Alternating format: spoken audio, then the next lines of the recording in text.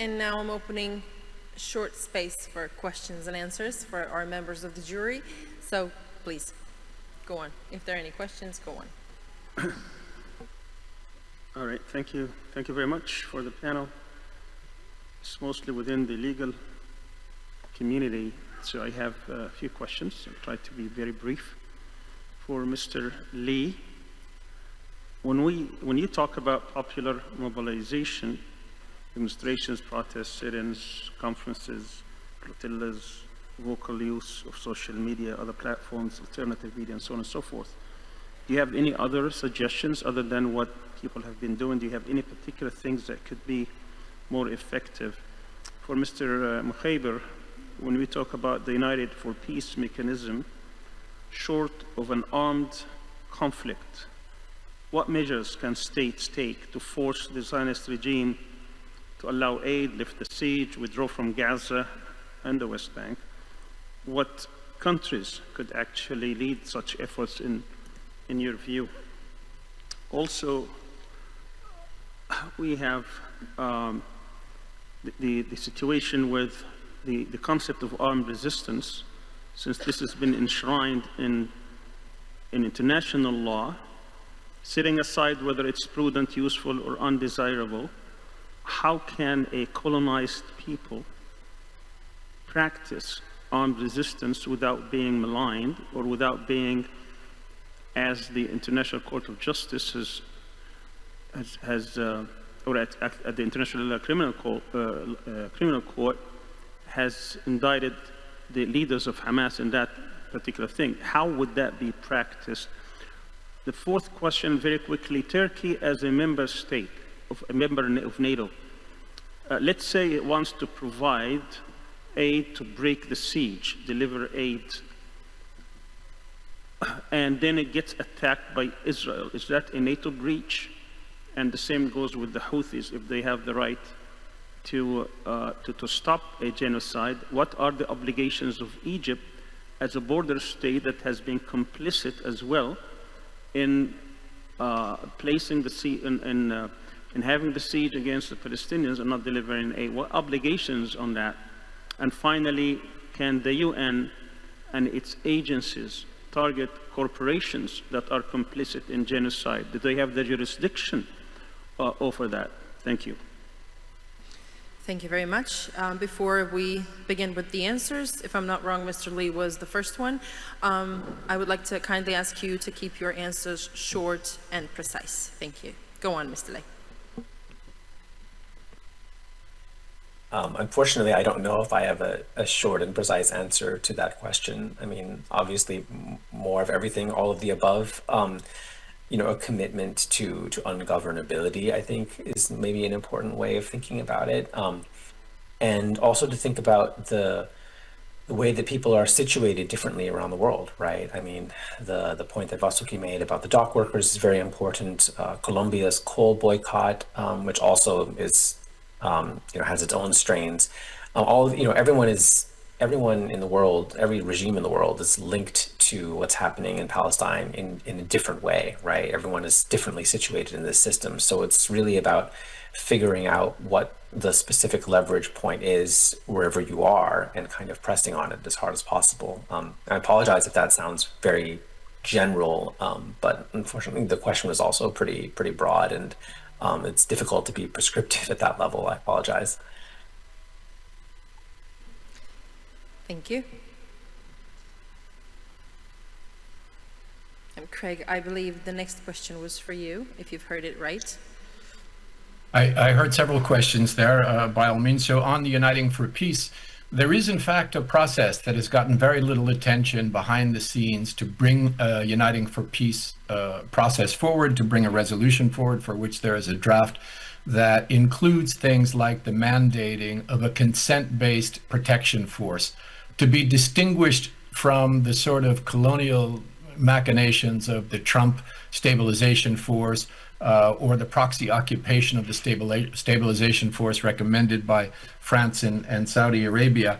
This is a consent-based protection force that only would perform the functions of protection of civilians, the preservation of evidence of Israeli crimes, facilitation of the distribution of humanitarian aid, and help with reconstruction. But it also includes a number of measures that would pressure the Israeli regime to not interfere and actually to cease its many violations of international law. Measures like a military embargo, measures like sanctions, measures like the reactivation of the anti-apartheid mechanisms, and possibly the establishment of a tribunal.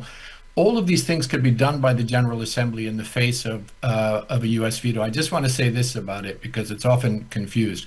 It's true that the GA doesn't have enforcement power, but it has power, as we saw during apartheid in South Africa, to nevertheless adopt these measures and to compel, to use a word loosely, other states to join on in these initiatives in a multilateral initiative to bring this pressure to bear. So it can adopt sanctions, it can enforce them, but it can create a mechanism for other states to join on in applying them.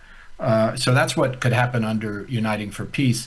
The question about the Houthis, for example, I've written on this that the Houthis made very clear, Ansar Allah in Yemen, that what they were doing was applying their obligations as they saw them to intervene to stop the genocide in Palestine.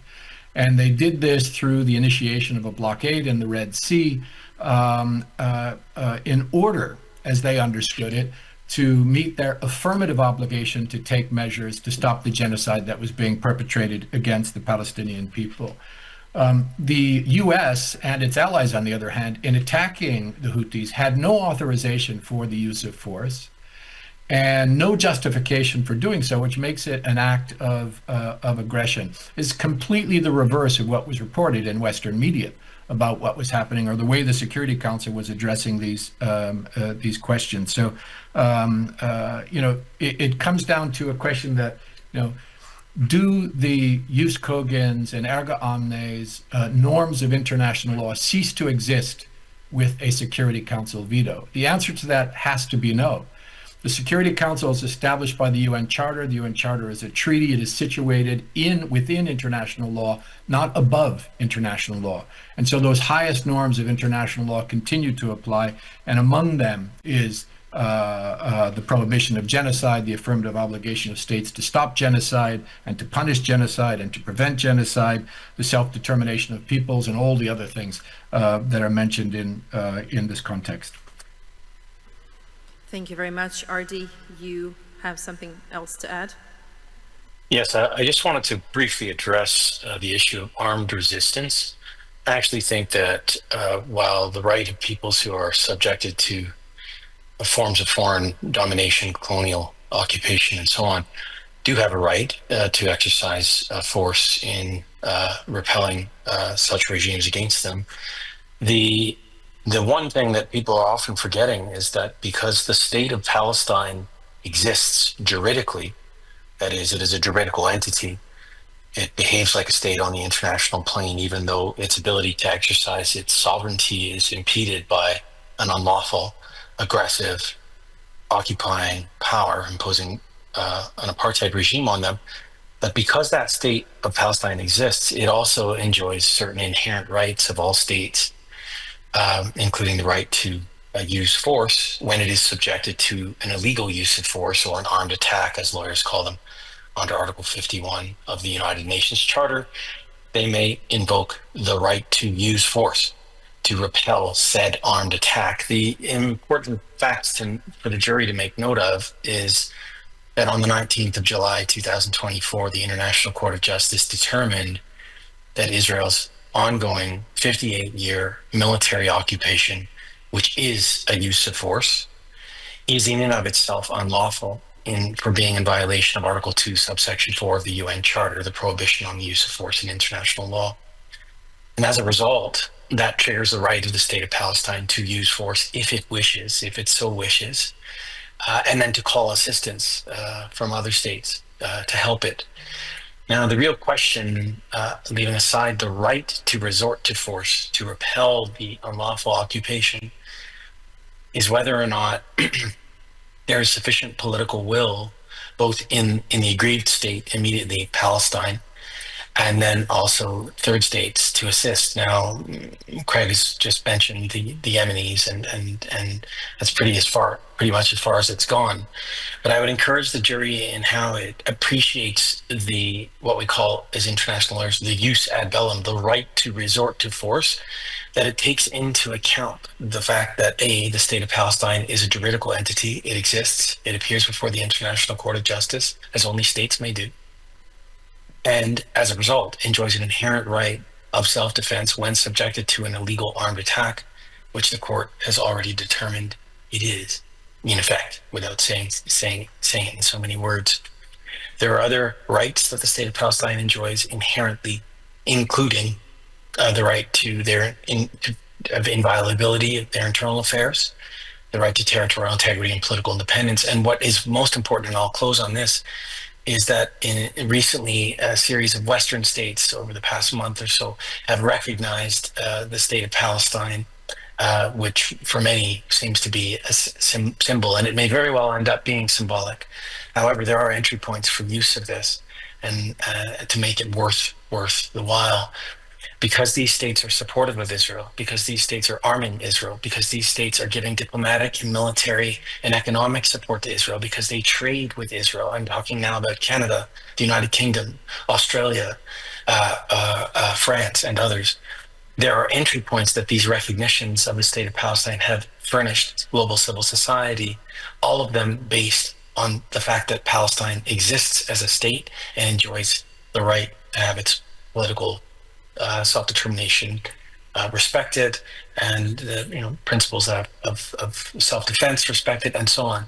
And so where there are inconsistencies with these recognitions, say for instance, statements made by France or Canada that certain political parties may not play a role in the future government of Palestine, these things clearly violate the right of the state of Palestine, which they are recognizing, to have their own politics and to also enjoy territorial integrity and political independence and so on.